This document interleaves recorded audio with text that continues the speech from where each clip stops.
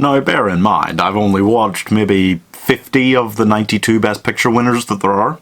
So you gotta take this with a grain of salt, okay? But Cavalcade is definitely the worst Best Picture winner ever.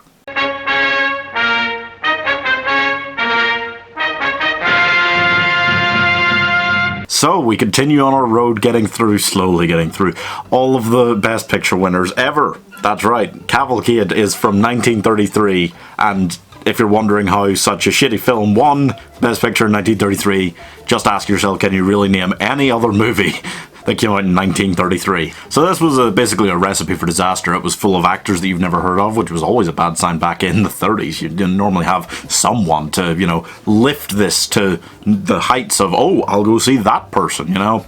It didn't have any of that. And it was about a rich family, which is always a good film time, and it was about their journey basically from the start of 1900 to the start of 1933. I feel like somebody got real angry about class divides and decided to have this rich and poor family just so you could, you know, teach the rich people a lesson by murdering off all of their kids over the course of 30 years. That's what happens. The problem is that in that 30-year span, it is like a very specific, you know, 3 to 4 actual events that happen. You know, there's not a bunch of little cool things. It's like, oh, they're having this conversation, they're on a boat, they're on their honeymoon, oh, it's the Titanic, and now they're dead.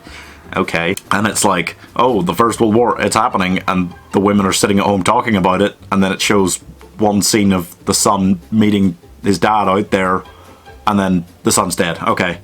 And it just keeps talking about things as opposed to actually showing them and things, and it doesn't work. It's kind of like a sad, shitty Forrest Gump, but instead of, you know, Forrest Gump wandering through these events and meeting presidents, it's more like the dad marched in the parade or funeral procession for Queen Victoria's death, and he was in the Boer War, and then one of their sons drowned on the Titanic, and then their other son died in the First World War. And then after he dies in the First World War, it just kind of very quickly skips right to 1933 so it can end it. Just ignores the 20s.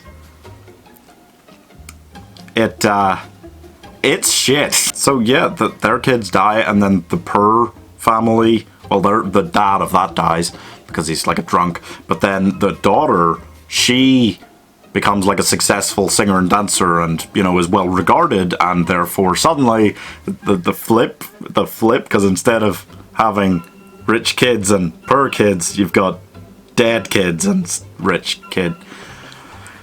Oh my, here is my woman review for Cavalcade. It's just so goddamn boring. Nothing really happens, you know. There's a whole thing to talk about in film where you can show things or you can talk about things instead of showing them. And this film does the talking about things instead of really showing them, which is disastrous. It's almost like that ride at Disney World, There's a Great Big Beautiful Tomorrow, where it's just talking about how things have changed for 5 minutes and then moving on to the next time period. It's like that, but instead of 5 minutes for each time period, it's like 20, and it's just awful.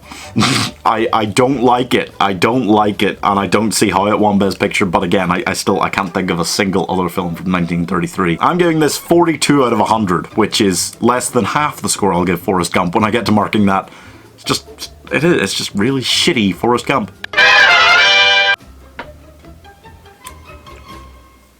Oh, ending. Subscribe, bitch.